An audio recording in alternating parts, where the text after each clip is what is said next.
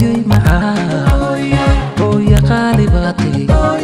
nuuriyo ilacay naftayda tagtaa maadhuunyaal xumaa wayuu xagal gaabanaa xarfaha sannaduhu yaraa xilkiisa qofaad sidood maanta ka dhowr lahayd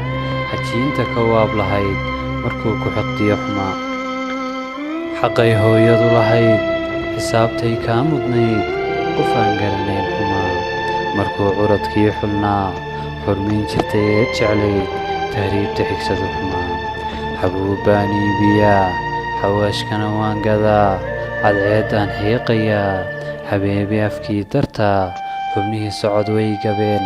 xabsay ku jirtaa naftani haddana xilkii hooyanimo xasano weli waan sidaa magafe adigaygu xidhay xabsiga adigay dhex dhigay xabadda adigaygu ganay hurdada adigayga xaday adaa fikiriye xidhxidhay xalaal baan kugu dhalay xumida wiilkaygiyo mahayo xoole iyo lacag xamaal ma aqaan anigu xabaasha haddaad gashana xaq weeyaan geeriduye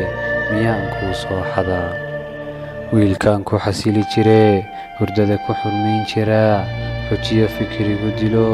taladu way iga xuntee ma xoolaan soo dhacaa oo xaaraan baan cunaa sidaan yeelaa xigtoy xaggaan aadaa haddeer ahay dhuunyaal xumaa xariir baad ii ahayd nuurkii xubnahaad ahayd hantiyo xoolaad ahayd xidigga bulshadaad ahayd xadhigga nacabkaad ahayd xulkii ubadkaad ahayd indhaha kuu xiisi jiray xulbaad hooya ii ahayd maxaad u xigsatay tahriib maxaa dhibta kuu xadiday xalaal baan ku dhalay xumida wiilkaygiyo